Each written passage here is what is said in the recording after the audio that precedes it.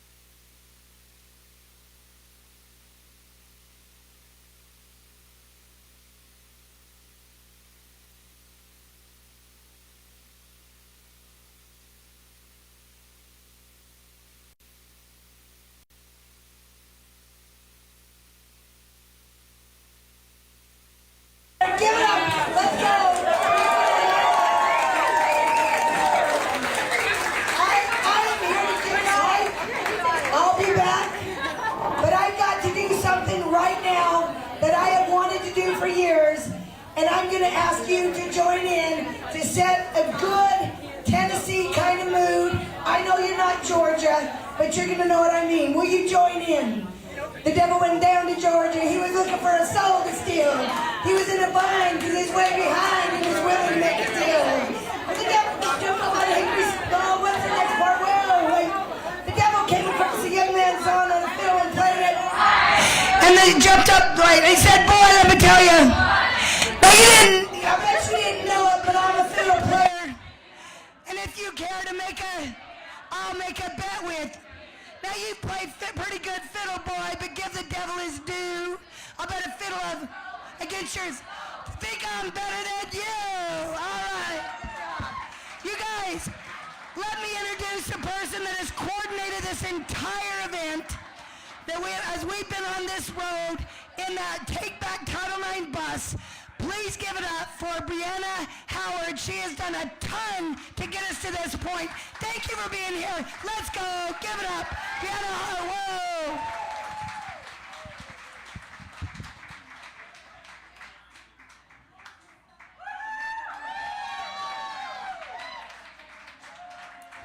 Hey, Nashville. Woo!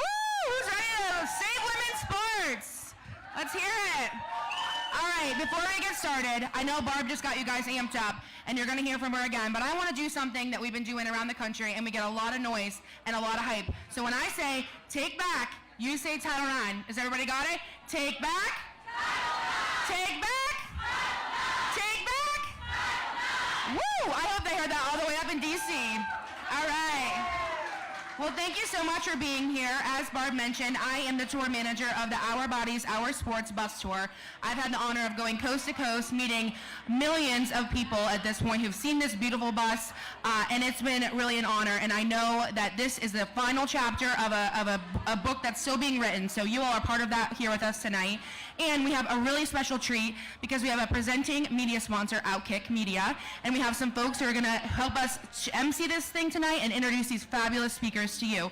So I would like to introduce Jonathan Hutton and Chad Withrow. They are special guests and MCs for this afternoon. Then they have a show called Hot Mic with Hutton and Withrow live every afternoon from 3 to 5 p.m. at Outkick.com. So when we get rolling here, we're going to turn the program over to them. They're going to help share the information about these awesome speakers who you know and love. And so without further ado, I would love to bring out someone who has been our team captain of this whole movement, Miss Riley Gaines, who is here right in Nashville. That's right. And she's going to share a little love for Outkick and for the work that we're doing. So Riley, I'll turn it over to you. Thank you, guys. What's up? Let me tell you, this has been a whirlwind of a past month.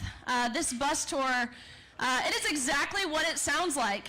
There is a big bus with our faces on it that has been traveling across the nation, coast to coast, border to border. Over the past 30 days, we have been in 30 states. But what better place to finish off the tour than Nashville, Tennessee? So really, this is just a blessing.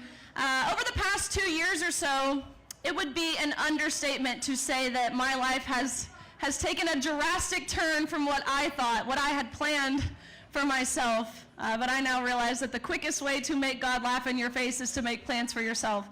But I was very fortunate early on to be involved with the Independent Women's Forum. They have been the leading group on the front lines fighting for women, fighting for women's equal opportunities, fighting for women's privacy, and fighting for women's safety in our sports. They have been just amazing, incredible. They are doing the work that needs to be done on the ground every single day. We are testifying in states across the nation. We are testifying down in D.C., in the swamp, really. Really great work that they're doing, and I couldn't be more honored and grateful to be a part of that team. And then, of course, a wonderful collaboration here today with Outkick, another group that I am so I'm so proud to be affiliated with. They are doing the Lord's work in what they do. I have a show on Outkick. It is called the Gains for Girls podcast. It comes out every single week on Wednesday. If you are not following or if you haven't yet subscribed, I encourage you to do that. You can do that anywhere where you get your podcasts. Make sure you check us out at outkick.com. And I have the pleasure of introducing today's special guests and MCs, Jonathan Hutton and Chad Withrow. They have a show every single day from 3 to 5 p.m. Check them out. It is the Hot Mic Show. They're wonderful. They're just great. I love coming on y'all's show. You guys are the best ones at Outkick. Don't tell Dan I said that. Okay. Or Clay. We'll tell him. We're going to tell him. We're going to text them right now, actually, that we're the 30 best. days So from now, thank you. Riley, you'll have 10 more titles and jobs and podcasts and everything else that you haven't done. I know. Doing it all. Actually, just this past week, I get to add a national best-selling author There we go. to my resume. So if you haven't checked out my book, Swimming Against the Current, Fighting for Common Sense in a World That's Lost Its Mind, I encourage you to do that as well. We have a prop here. Amazing. I didn't even pay her to do that. Thank you. Thank you, guys. You guys rock. I hope you guys enjoy. And again, so special to be in my hometown with some of my favorite people. This is just amazing. And a special shout out really quickly to John Rich. If you know anything about John Rich, he has been a fierce freedom fighter. He has done the work in exposing what's going on at the local level, the state level, the federal level. He is amazing. We are in his bar right now, and so a major, major shout out to John Rich. So thank you. Give it up for Riley Gaines. Riley Gaines, everyone. Chad, we were discussing Riley on the show for Hot Mic. A year or two before she became, let's see, ambassador, public speaker, leader. She was a champion, Yeah. you know, and I mean, she's now ambassador, show host, and plaintiff is another way I think you could describe Well, Riley Gaines. she is very impressive in all that she does. By the way, speaking of impressive, this crowd today. It's awesome. Impressive. Great turnout for the final leg of this tour. And Hutton, you know, we get asked, why do you guys care so much? You know, you're big sports guys. You're talking sports every day. Why do you care so much about this cause? And my answer is simple, because it's a no-brainer. Yeah. It is a no-brainer to care about this cause because it's no-brainer to believe that men should stay away from women's sports and not invade it. I think it's one of the easiest decisions we've ever made. I mean, it's we need water to survive, right? That's common sense, right? This is one of those common sense issues. It's bipartisan, by and large.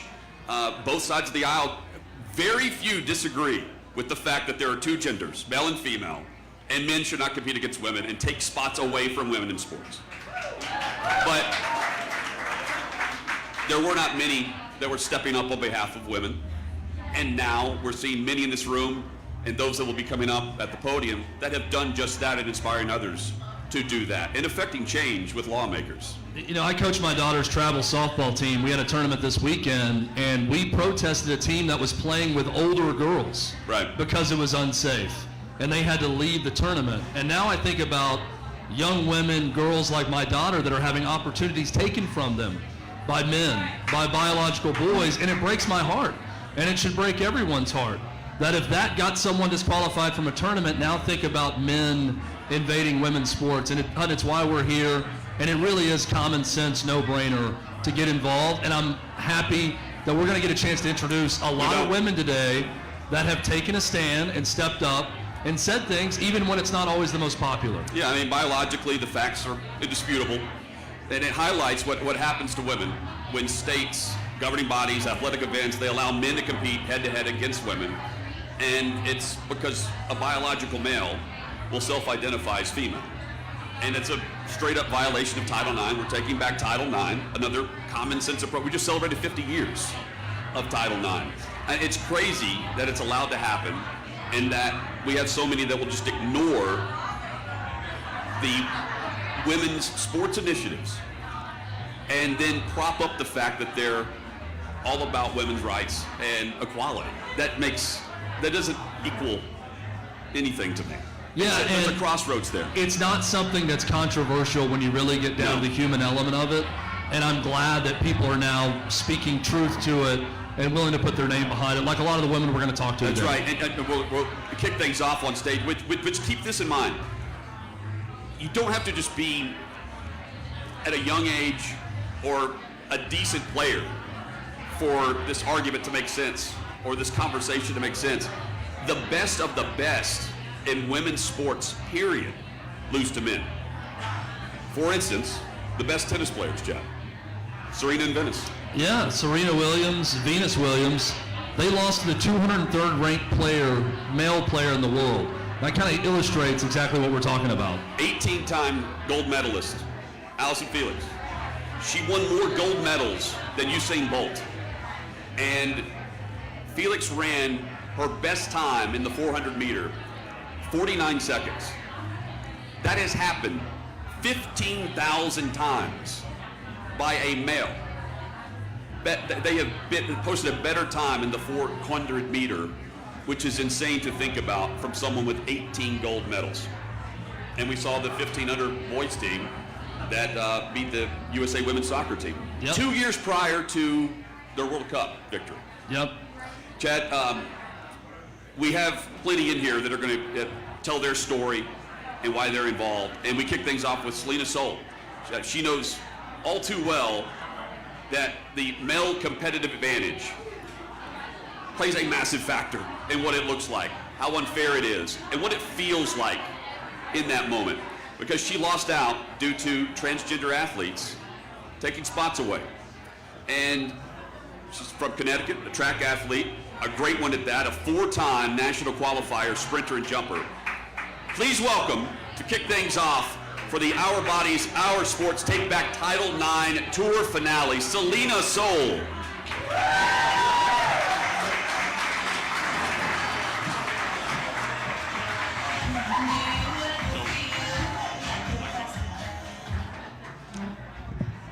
Hi everyone, my name is Selina Soule, and I'm a former track and field athlete from Connecticut.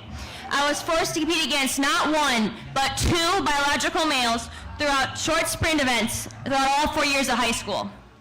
During that time, I competed against at least one male almost every single week, totaling to dozens of races lost to male athletes. Between the 2 of them, they broke over 15 women's state championships, dozens of invitational meets, and broke over 17 meet and state records no girl will ever be able to achieve. In 2018, I started speaking out locally about the unfairness of this situation. My parents and I talked to school administrators, state legislators, and our sports governing body, the CAC, to try and resolve this issue, but no one was willing to correct the situation. During my junior year in 2019, I lost out on qualifying for the New England Indoor Regional Championships by just 2 spots, with the top 2 spots being taken by male athletes. I was robbed of the chance to advance, to compete, and was forced onto the sideline in my own event as I had qualified for the New England meet in 2 other events where I received all New England honors. After losing out on qualifying for New England's, I was devastated. I knew I had to speak up and ask for fairness to be restored to my sport, and at just 16 years old, I started doing national television interviews. Thank you. At the time, no one else was speaking out on this issue, so I had to become a role model, not only for myself, but for every other girl out there facing the same issue. Despite the fact that I was forced to compete against male athletes, I was still able to graduate high school with 10 conference titles, 5 state titles, 3 All New England awards, qualified for nationals 4 times, and broke 5 school records. Thank you. And that's with missing my senior outdoor season due to COVID. I said back in 2018 that if we do not put an end to this issue now, it will only appear in more and more sports across the country, and that we will eventually see the end of women's sports. People in my home state of Connecticut just said that it was an isolated incident. But let me tell you, it was obviously not an isolated incident.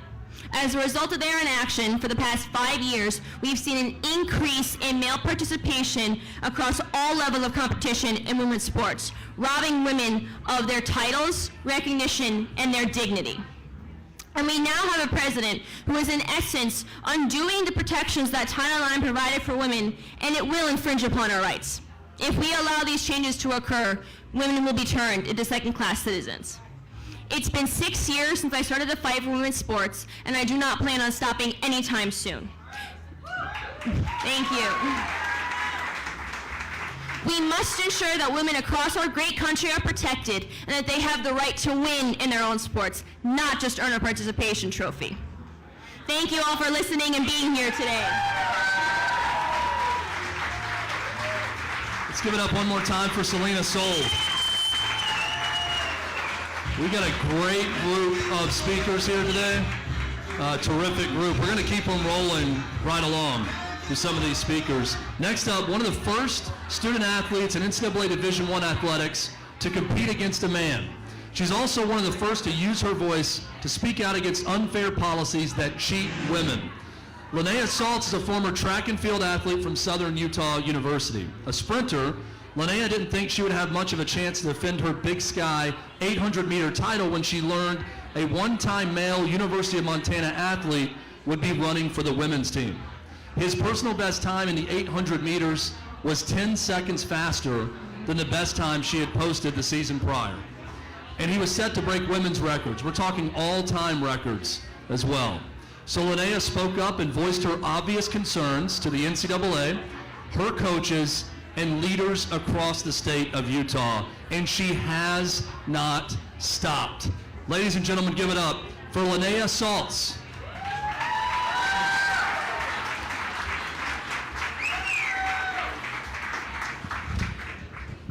Hi everyone, thank you so much for being here. As Riley's mentioned, it has been a whirlwind of a tour, but we're so happy to be finishing it off here in Nashville.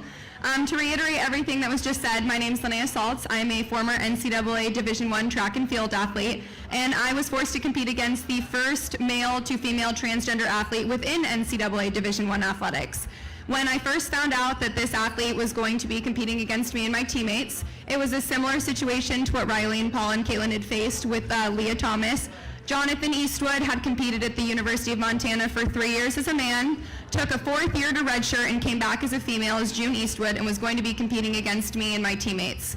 I went to the NCAA before this athlete was even allowed to start competing, and I said, I implore you to revisit the NCAA Transgender Inclusion Handbook that was written in 2013 at the time where there were no trans athletes competing. And they said, thank you so much for your concern. However, this athlete is going to be competing, and as the handbook states, there is no unfair advantage that a man has over a biological female. So me and all my teammates, as you can imagine, lost to this individual. We were set to sue the NCAA April of 2020. However, COVID happened. Our lawsuit went moot. This individual is no longer competing within the NCAA, but my advocacy did not stop there.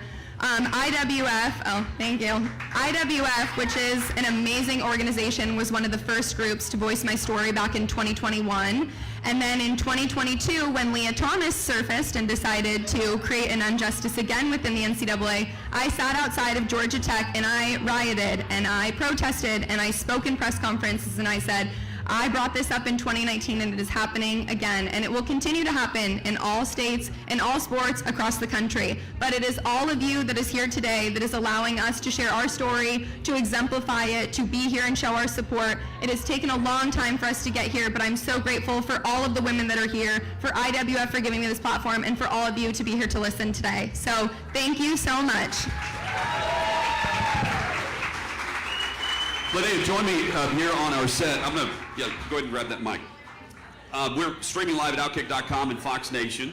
Thank you for being here. Thank you for having me. So what year did you, Jonathan was then June, correct? Mm-hmm. Correct.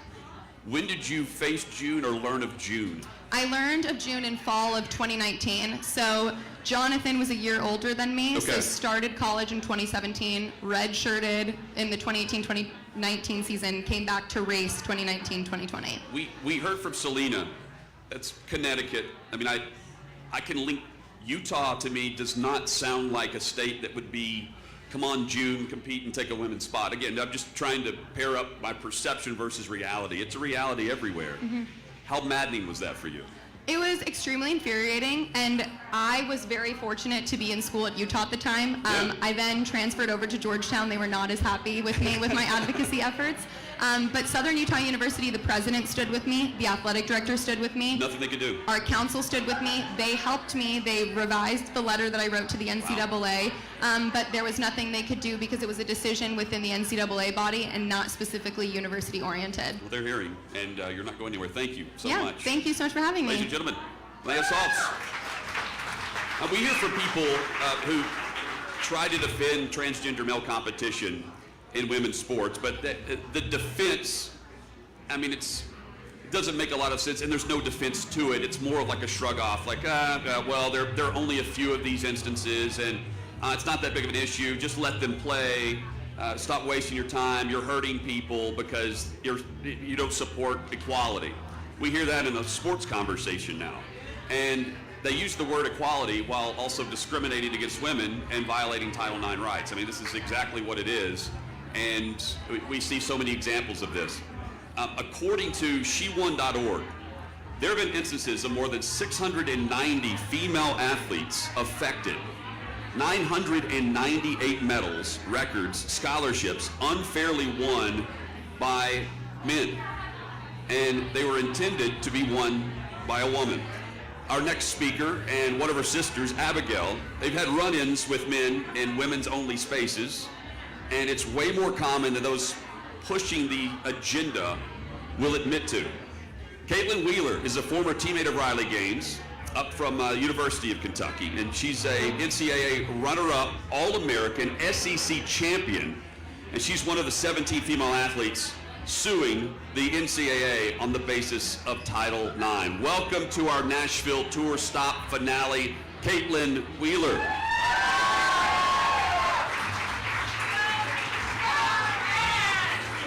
Woo! Wow, this is awesome. What a great place to end this tour. I absolutely love Nashville. I love visiting you all. You guys are great people, and thank you so much for being so welcoming to us. It's been quite a journey, but it's been so fun, and I'm always so fulfilled and just really just super empowered to be with these women. It definitely fills my heart up every single time. A little bit about me: I swam at the University of Kentucky. I was teammates with Riley. Yeah, go Cats. I know that's a little dangerous saying that here in Vols country, but I gotta say that. So yeah. I was at the NCAA meet where a man named Leah Thomas was allowed to not only compete against, but change in our locker rooms. I watched as titles, honors, awards were given to a man and taken away from women who had worked their entire lives to get to this meet, which is really like the pinnacle, one of the fastest meets arguably in the world. I watched my teammate Riley, a lot of my friends, be sidelined for the feelings of a man. It was disheartening, but what really shocked me the most was the environment we had to face in the locker rooms. I would have never ever in my 18-year career expect to be changing in a locker room with a man, but sure enough, was changing in there one day, one of the first days of the meet, turned around and saw a 6'4" man. You know, keep in mind, I'm a tall girl. I'm 6 feet myself, but to turn around and see a 6'4" man changing and exposing himself to me and my friends in that locker room, it was one of the most violating things that happened at that meet. But really, I felt betrayed by an organization, the NCAA, that I had believed had our best interests as the female athletes. You know, an organization that claims to be upholding Title IX, that claims to be for equality and equal opportunity for women. They were not doing so. It was then when I realized maybe this isn't right. Maybe allowing men into our locker rooms or allowing them into our sports wasn't right. And that's when I really started questioning our leadership. A year after that, my younger sister, who's 16 years old at the time, faced a similar experience. She went into practice only to go change in a locker room where she saw two men changing with her and her teammates. She went to her coach about this. She went to the YMCA, to which the facility in which they were practicing at. She was told they knew that this was happening, and there was nothing they could do about it. And if she felt uncomfortable, she could go and change in the family locker rooms, not the man parading around in the women's locker room. No, the girls had to leave their safe spaces. She ended up putting up in the locker rooms since the coaches and the facility staff weren't telling parents who were sending their 5 and 6-year-old and up kids into practice to change in this locker room, where fully grown adult men were changing with them while also watching them change, since they weren't letting them know. Her and a teammate, the brave, upstanding person that my younger sister is, I wouldn't have had the guts to do that at 16 years old, but she did. They hung up signs in the locker rooms that simply said, "Women's rights, keep female locker rooms female, and safe sport." The next day at practice, they were pulled aside by their coaches and the YMCA staff, and they were told they found hateful messages hung up in the locker rooms. They were discriminatory and disrespectful, and whoever knew anything about it must immediately come to them. And so she went right up to him and she said, "I just want to let you know I was gladly a part of this. What's happening is outright wrong. It's not only going against the mission statement, the Christian values that you claim to be upholding in your mission statement, but it's putting women and children safety in jeopardy." And so by this, she was kicked off of her swim team, no longer able to swim on that team, and also banned from the YMCA facility. She can't even park in the parking lot anymore. Absolutely crazy, but I used to think that was kind of the pivotal moment where I realized this issue wasn't going away. We need to speak up, and we need to do it now. It is urgent we do so, because obviously what we've seen with the rewrite of Title IX, it's super important. I didn't used to think it should be our responsibility to say something. I didn't think it was our jobs as the female athletes, as the young women, to say something, but I quickly realized that it is our responsibility. Eventually, we are going to be filling the shoes of the people that came before us, and we need to be prepared to do so. That is why I'm one of 18 female athletes who are part of this lawsuit that's suing the NCAA for failing to uphold Title IX, for discriminating on us on the basis of our sex. It is super important what we're doing because the Biden administration is completely eradicating the original intent of Title IX. And so we would love your support in that as well. This isn't a hard issue, it's a common sense issue. And we're truly in the majority here. They call us the silent majority, but we need to become the loud majority because we truly do have the support. We have common sense. We've been divided as a country for too long. This should be a unifying issue. This is an issue we can all agree on. It's just right versus wrong. And I can wholeheartedly say that I was super blessed to have a scholarship to compete in sports, to get an education. And I wouldn't have had that opportunity if it wasn't for the women's sporting category, if it wasn't for Title IX. So thank you all for being here tonight. Let's fight like hell for Title IX. Let's fight like hell for women and girls because we do matter. So thank you all. Thank you. Let's give it up for Caitlyn Wheeler one more time. How many Kentucky fans do we have in the house? That was a pretty loud ovation over there. Do we have any Tennessee Vols in the house? All right, good. Thank you. Woman after my own heart. The two of them over there, I appreciate you. Go Vols, that's right. Yes, ma'am. Go Vols. Oh, we got to hook 'em horns. The real UT, I think she just said, even though she is totally incorrect. Great group of speakers so far. Yeah. Great message from Caitlyn right there, hunting about common sense issue that should not be divisive. Think about it, we played sports in high school. Yep. Jumping in and then going into public speaking. Right.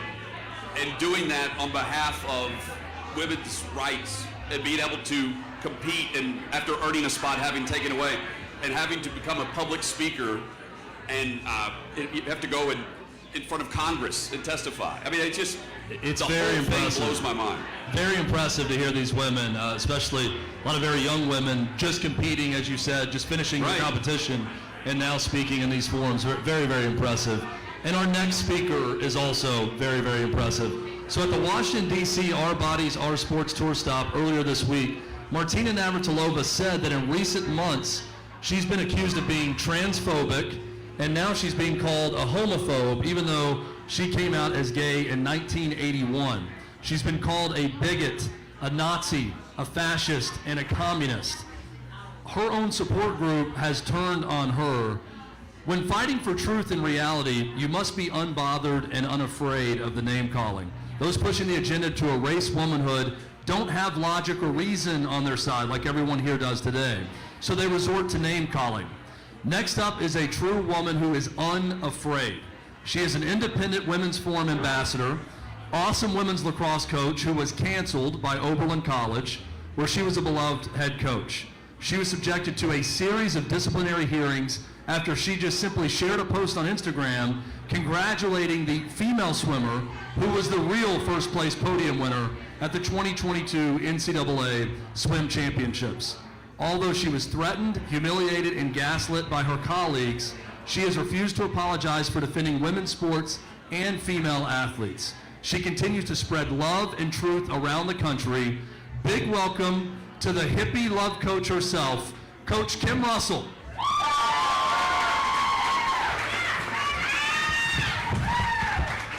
Hi, everybody. I usually would say, hey, guys, but you know, with this new Title IX rewrite, I could be charged with sexual harassment.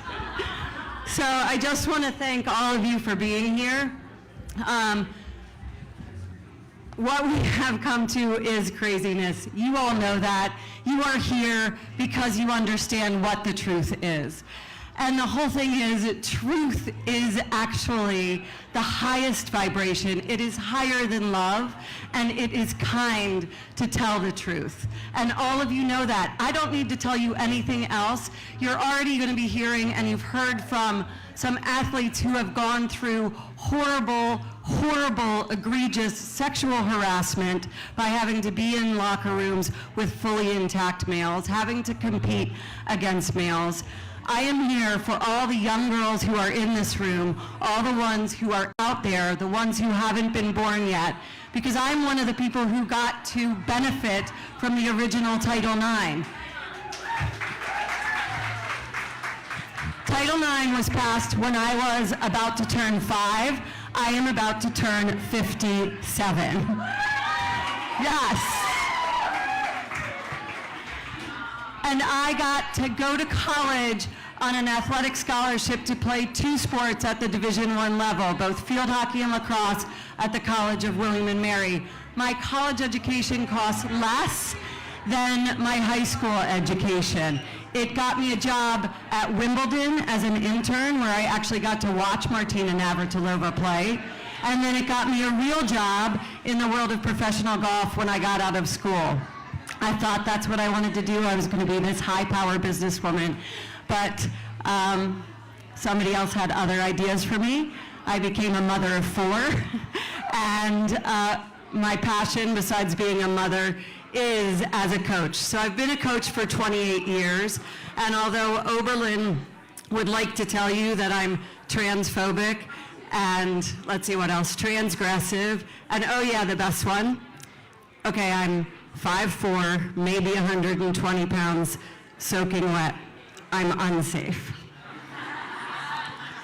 So I still get to coach. I'm coaching the U.S. Virgin Islands national team, which is a ton of fun. And because of that, I get to have a voice at the highest level for the sport of lacrosse. I'm on the Women in Sport Commission for World Lacrosse, so I'm helping to make sure that policy is the way it should be, with only women and girls playing in the women's side. So I'm not going to take any more of your time. There are so many more amazing speakers here. Thank you for being here. This crowd is amazing. We had an incredible crowd last night in Virginia Beach, and you are the last stop on our tour. So thank you all so much. And keep speaking up. Speak up. Use your pocketbooks, and also hold the money back. Stop giving money to institutions that are allowing this to happen.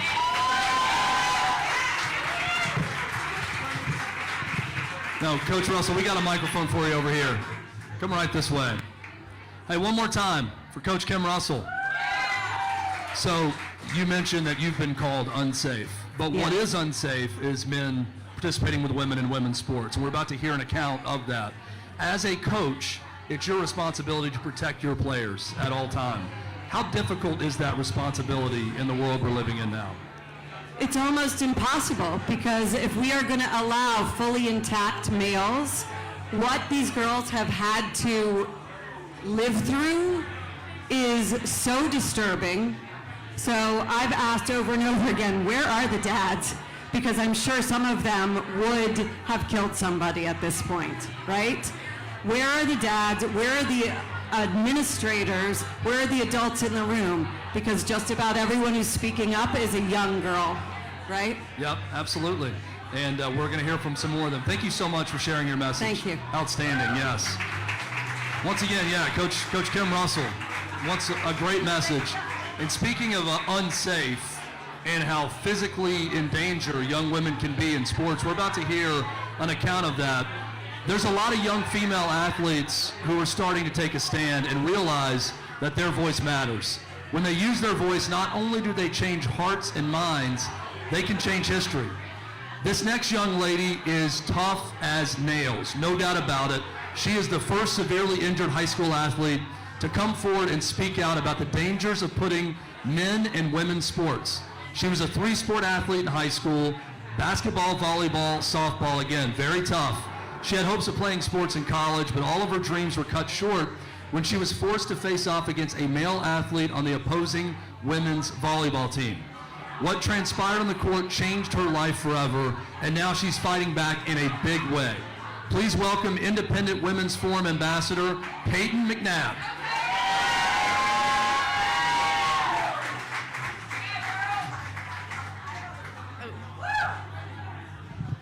Hey y'all, how are you?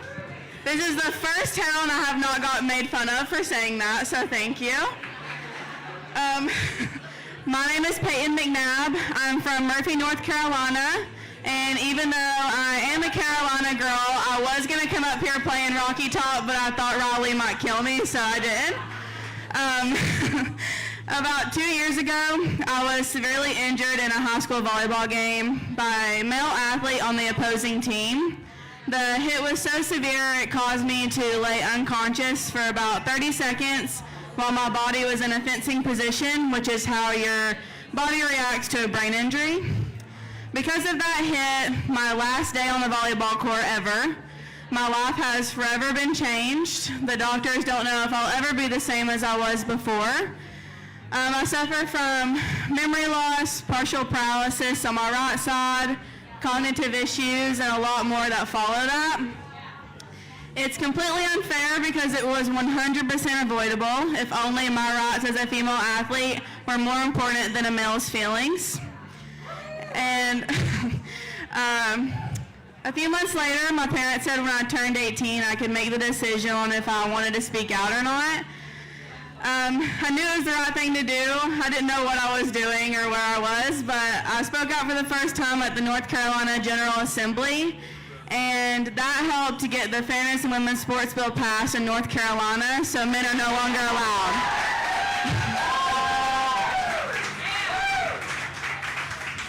And you might have seen the video. It is a hard watch. It's an interesting story about how we got that because the school actually wouldn't give us the video. They knew what had happened. They knew they were wrong, and they knew that I would probably say something about it, so they wouldn't give it to us. But luckily, the guy that hit me posted it on YouTube in his college highlight reel trying to get recruitment off that video. So you can thank him for the editing because that's how we got the video. Yeah. So when I was hit that day, laying unconscious, the opposing team's trainer came up to me. He asked me if I knew what just happened to me. And when I came to, I said, well, yeah, that boy on y'all's team just hit me in the face.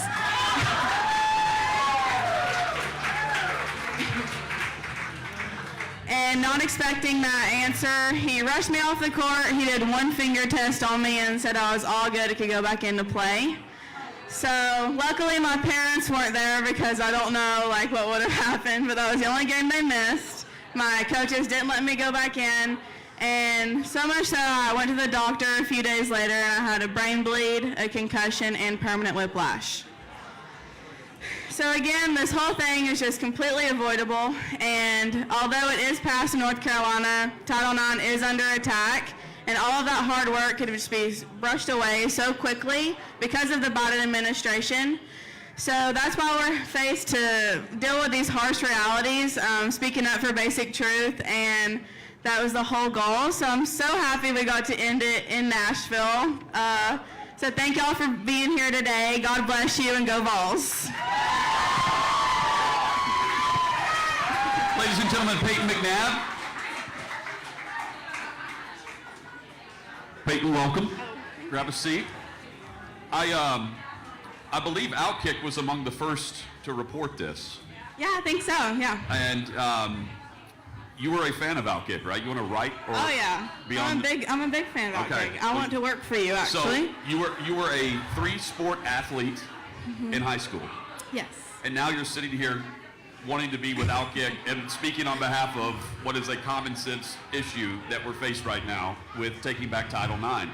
Going into that match, what was the talk about facing off against a male in a woman's sport? Yeah, well, obviously none of us agreed with it. Our coaches didn't agree with it. The whole team, basically. I think there might be just one or two. Sure. But we are from rural North Carolina. We never thought this would be an issue that we would have to face. And others were facing it too. That everyone's talking about it. And we weren't the only ones that had a problem with it. The surrounding schools, they had to practice differently as well to prepare for this game. So no one wanted to do it. We just didn't know what to do. I feel like if it was today, we would have just not played, or we were just hit so unprepared and just didn't know what to do, but we were all terrified. And at that time, you decided to speak out, and you have college aspirations, athletic aspirations, right? Going into it's one thing, and then after the seriousness of being unconscious, at some point do you look and go, oh, what just happened here? Like, this is, now you're public speaking, and you're on a 30-stop tour with a finale here in Music City. I mean, it's all kind of crazy and wild, and others in the same situation may not have decided to be a part of this. Yeah, what's funny is I was a really good student. My dad was my principal, so I had to be. And I only failed one class ever, and it was public speaking. So this is definitely not in the plans. But this is the Lord's plan for me, and I'm going to continue to follow it because this is what women deserve, and I'm just going to keep standing up until that's what we get. So thank you. Thanks for being a part of this. Thank you so much. Payton You're the McNab. best. So we go from Carolina to Brooklyn. Joining us from Brooklyn, Ava Quarels. She just graduated high school, where she competed on the girls basketball team and girls flag football team. And she's going to be attending the University of Georgia, another SEC shout out. Sports management is her major, and she's passionate about a career in sports. Recently, Ava was the only high school student willing to speak at the District 2 City Council public hearing on New York Public Schools' gender-based sports eligibility policy. And she bravely spoke on behalf of female student athletes in what is an intimidating environment. We mentioned Congress is involved. You're in Brooklyn, and you're all of a sudden, you're fighting initiatives with policymakers. And activists show up and denounce and try to silence her, and she chose to speak anyway, and she's here to speak with us today. Ladies and gentlemen, she's not staying silent, Ava Quarels.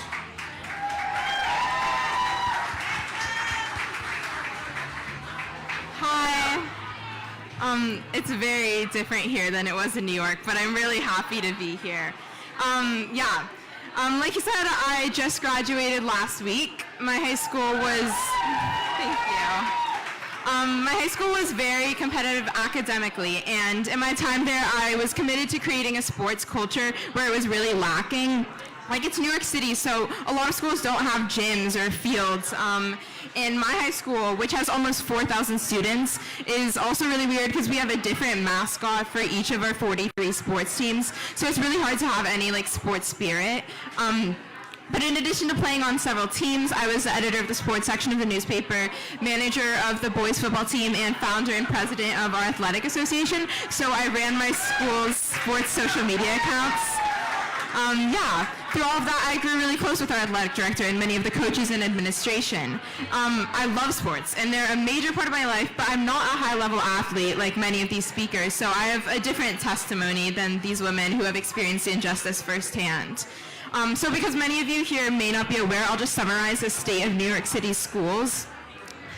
In 2019, it's the largest school district in the country with nearly 1 million kids and 1,700 schools, so it's huge. In 2019, the NYC Department of Education quietly changed their guidelines so that any student could compete in sports according to their gender identity. this was done without any input from the community or the girls who would be affected by the policy. Then in March of this year, a school board in the city passed a resolution to revisit that 2019 decision by consulting athletes, parents, coaches, and relevant medical professionals. The resolution wasn't even actually to change anything, just to open up a dialogue since there never was one. Though the resolution passed, the chancellor went on record immediately to reject conversation about it and implore the parents and students who asked for it to leave the kids alone. They'll figure it out. This is our governing body demanding that the kids figure out themselves how to compete. And now, those who asked for a review to consider girls are not only being disregarded, they're being shut down, intimidated, and even removed from their positions. A minority group within the school board created a counter-resolution that claimed that changing who can compete in girls' sports doesn't affect girls. They hope to silence the talk about Title IX. And my mom is on the school board, so she had explained the situation to me, and there was an open hearing on the day of the vote, and I knew that I wanted to say something. I had never been to a school board meeting before, but I do know that there are usually 5 to 10 people in attendance, unless the topic of protecting girls is on the agenda, and hundreds of activists show up. I didn't say anything about policy change at the meeting, only that there should be room for girls and women's voices to be heard. And those activists are not advocating for women's sports. The hundreds are against protecting women's sports. And what I was saying was not anything about specific change, just that we want to hear our voices, and that doesn't feel like a lot to ask for. But I do think it's so important that girls' sports are protected and kept for girls. Unfortunately, those activists interrupted the meeting a lot, causing the council to have to keep delaying. And when some speakers spoke in defense of girls' sports, the group would turn their back and hiss and boo and howl. And because of that, I was the only student who spoke up, even though there were others there who were planning to speak. And I get it, it was really scary in there. But the scariest part of this is not the activists. It's that our school's chancellor and local elected officials are joining them in threatening our free speech and Title IX rights. They don't represent girls and are decidedly against a review of their discriminatory sports policies. In any situation, no matter what the issue is, I believe conversation should be an option. And honestly, here today with all these impressive, accomplished athletes, I shouldn't be considered brave for just asking for discussion and respect. I'm shocked at the violence and repression that is being experienced by girls who speak up. My personal goal remains that every student has the opportunity to participate in sports safely and fairly, but I haven't seen policymakers in New York City sharing that as a priority. They repeatedly suppress girls' voices and devalue girls' success. I want to have a career in sports, maybe be an athletic director someday, and I hope we won't have to be debating this much longer. I actually saw Michael Phelps in Soho yesterday with my friend. I was just shopping, and he's like a legend. And I was just thinking about how important it is for both boys and girls to have these athletes and role models to look up to. So we can't let the achievements of these professional, collegiate, or high school girls be overshadowed. Thank you. Give it up for Ava Quarels.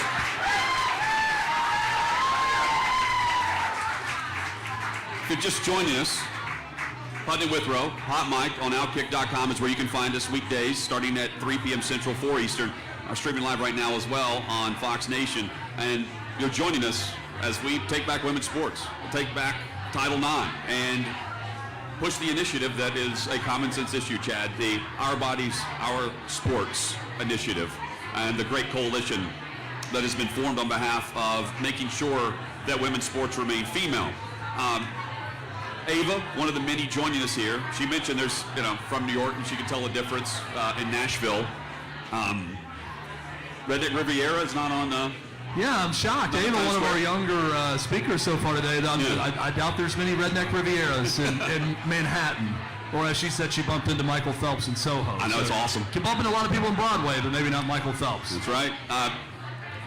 Next to the stage, she was introduced to America as a black blob with a hidden voice. This was on the Daily Wire and the documentary, What is a Woman? She is Paula Scanlan, who was forced to be a teammate with Will, now Leah Thomas. And while competing at Penn, she endured what was a wrong season in every sense.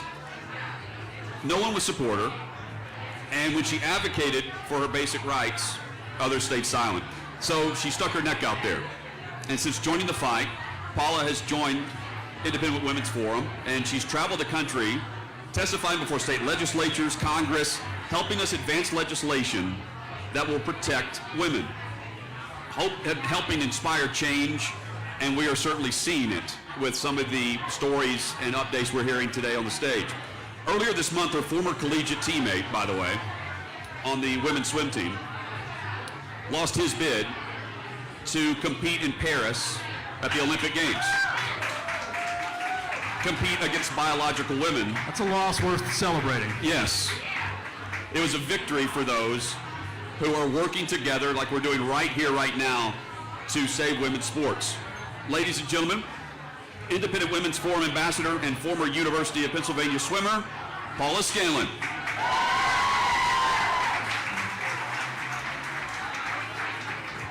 Hello, everyone. I am so happy to be here in Nashville. It is amazing to be here.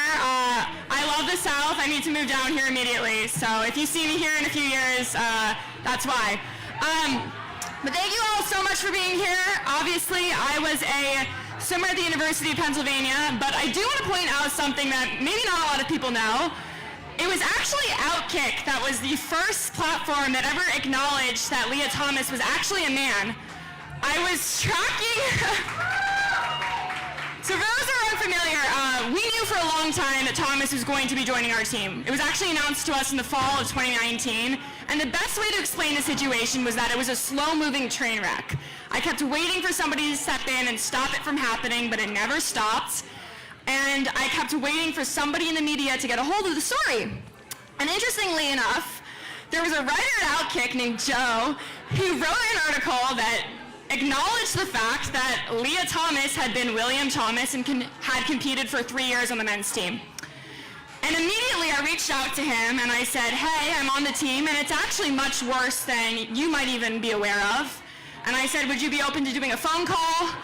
And he immediately responded, and it turned into this anonymous interview that became Anonymous University of Pennsylvania Swimmer, which was me way back in December of 2021.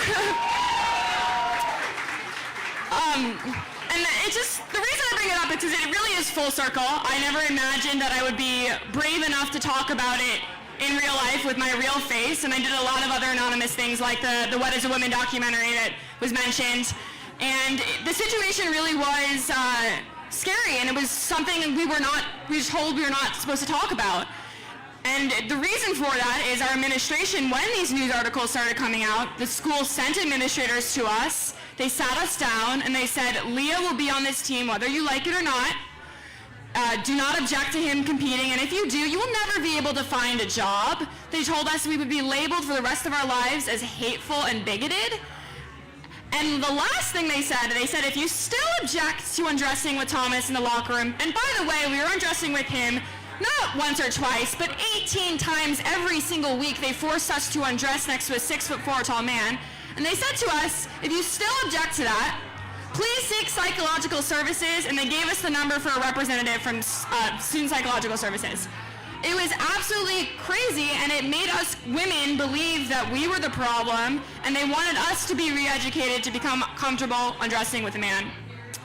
And that is the reason why women are afraid to speak up on this issue. So I implore all of you to be vocal about this, to encourage women to speak up. We need to stand up for the next generation. This is not about myself or the other speakers speaking here tonight. Most of our careers are over. This is about the next generation of female athletes that need these opportunities. So I appreciate all of you guys being here to stand up for the next generation. I know we will win on this issue. I love being in a place where there actually are laws in place here in Tennessee that prevent this, which is amazing because I can't say that for all the stops that we've been to so far. So thank you all so much for being here. We're all going to take back Title IX, and I really appreciate your time. Thank you. Paula, come join me over here. Great job as always. So I think we were either the first or one of the first interviews you did on camera also talking about this. So How did your life change when you decided to not be anonymous anymore, put your name and face behind everything you were saying? It's definitely changed a lot. I mean, at the time, actually, when I was on your show, I was still working. I had a financial technology job. I was working as a product manager in New York City. The job that, by the way, I did not lose when I spoke up against this because they told me I was going to lose my job. I did not. Most of my company actually was very supportive of what I was doing, and when I told them I needed to step away from that job I worked so hard to get, they were very supportive, and there were multiple men in the office and women saying, "Thank you, you're standing up for my daughters." Is it amazing to you how many people will come up to you quietly and tell you how they agree with you and that you're right, but they won't speak up publicly? I found a lot of times people that say that you need to keep an open mind or that are free thinkers, they're the first to try to silence people, like your experience at Penn. How many people have you encountered like that? Absolutely, so many. I would say 85% of my teammates were supportive of me, and 3 of them have reached out to me since being public. And by the way, it's a 38-woman team. And so it was very interesting because we could have these one-on-one conversations about them being uncomfortable undressing with Thomas in the locker room, or being upset about losing their spot on the roster or their spot in the relay or their record. But then when it came to the group, they would say, "Oh, I'm so supportive. We're part of such a progressive movement, and it's so great that trans people are being included in sports." And behind closed doors in one-on-one conversations, they would be crying about how unfair it was. And so that's really why this issue has gotten to where it is because people are not willing to speak up and not willing to say what they actually believe. And so that's why it's really on all of us to say the truth and say what we think, even if it makes someone uncomfortable. Paula, we appreciate you speaking up. Great work here also. Paula Scanlan, everyone. Thank you. Outstanding. So many great speakers. We'll keep them rolling right along. We're going to go to Hungary for our next speaker. Raika George is a Hungarian swimmer who is a dynamo in the water, swimming as part of the Virginia Tech swim team, 2-time ACC champion, 2-time All-American, 3-time honorable mention All-American. That's a lot of accolades. She competed in the women's 200-meter backstroke at the 2016 Summer Olympics. And in March 2022, George wrote an open letter criticizing the NCAA and their policy to allow male athletes to participate in women's sports. In the 2022 National Championship, she finished 17th in the 500 freestyle. She was 1 spot away from making the consolation final in an event that Thomas won.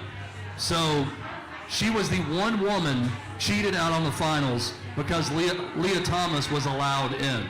Raika is now suing the NCAA as part of the lawsuit with Riley Gaines and other female athletes. Let's hear it for Raika George.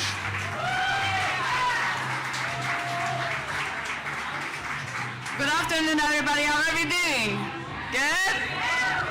Thank you for being here and supporting us. It means a lot. My name is Raika, and I was forced to swim against the male at the 2022 championships in Atlanta. I finished 17th, missing the finals only by 1 spot. And when I realized that I will be watching the finals from the stands, I cried. And actually I was standing right beside Riley and her teammates. But after the competition, from the support from my coaches and teammates, I wrote an open letter to the NCAAs. And until to this day, I did not receive a response from the NCAAs.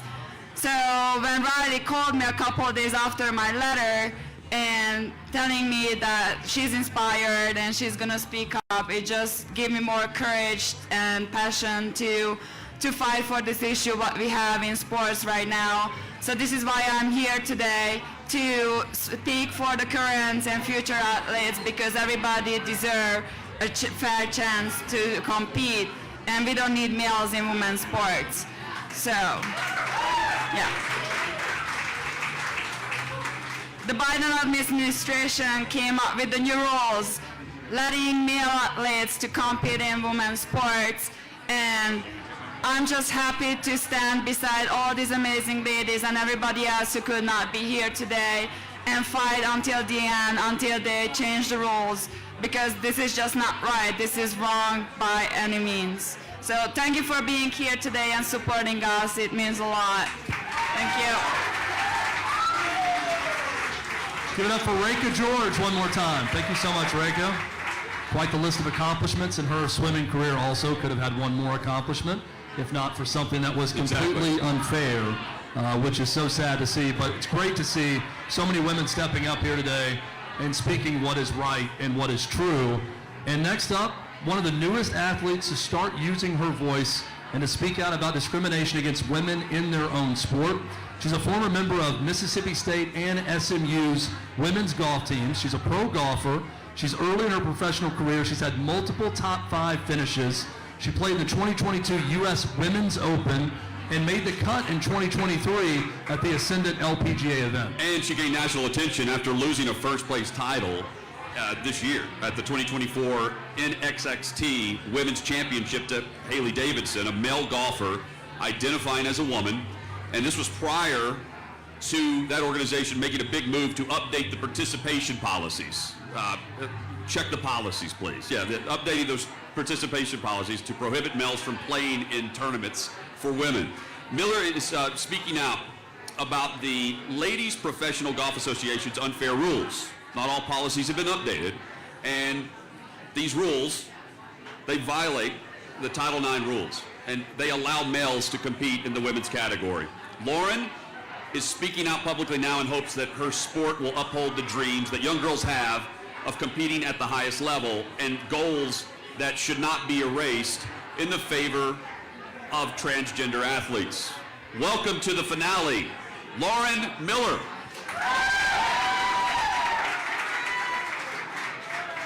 Good afternoon. Where are my golfers at? We got a couple? There we go. I love it. Awesome. Well, first off, just a huge thank you to everyone who made this event happen. I truly can't begin to describe just how inspired I am by all those incredible women that have spoken, those who will speak after me, and just all of you for taking time out of your day to be here.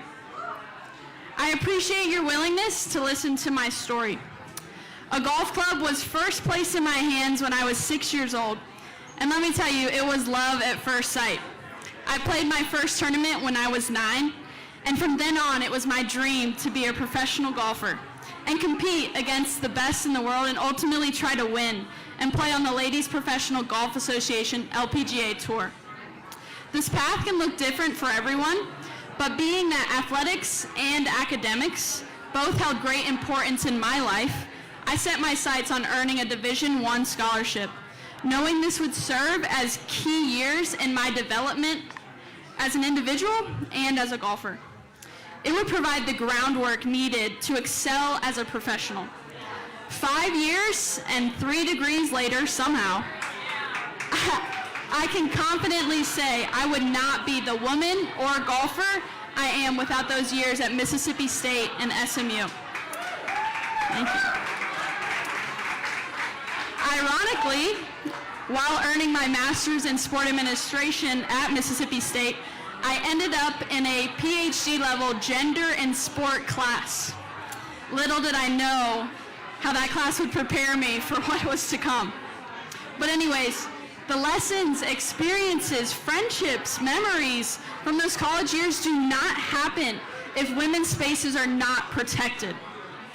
My dream, that many young girls also hold, remains just that, a dream. If truth, reality, and fairness are ignored and squandered under the guise of inclusion. I've met people who are nervous and uncomfortable speaking up on this issue due to concerns over repercussions or sponsors and their reputation.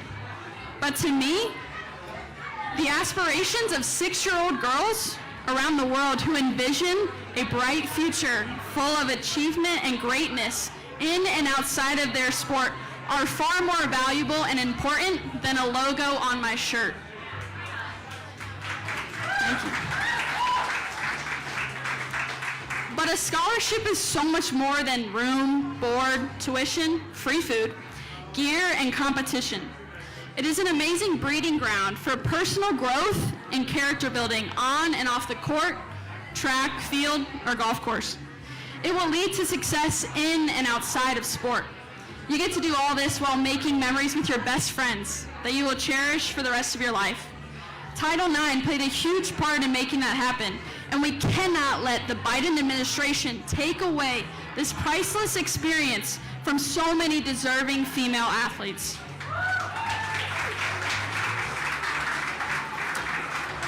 All that being said, college athletics and professional sports are far from glamorous. Earning a scholarship is challenging. Being a starter on your team is cutthroat. Playing professionally, extremely rare. And winning is a massive feat many will never achieve.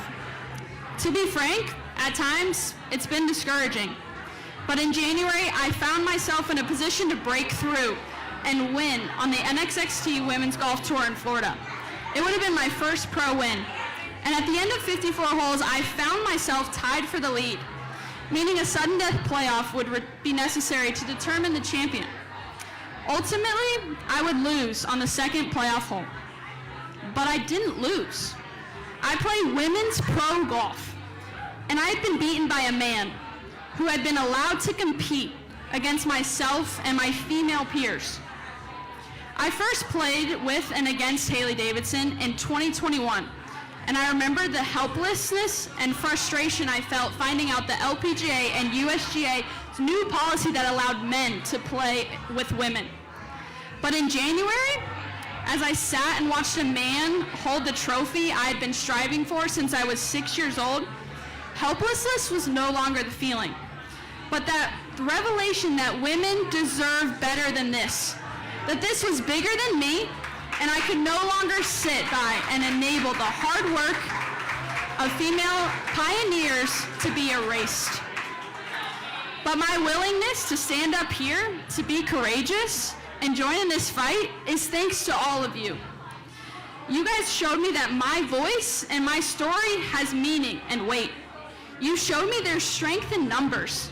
It's conversations among players, coaches, organizational leaders, ambassadors, and the public that sparked the NXXT Tour to go against the leading organizations, LPGA and USGA, and change their policy back to female at birth.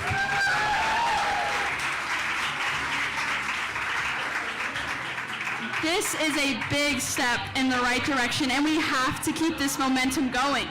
Let's keep the faith as we fight for truth, fairness, and justice on every level is important and of value.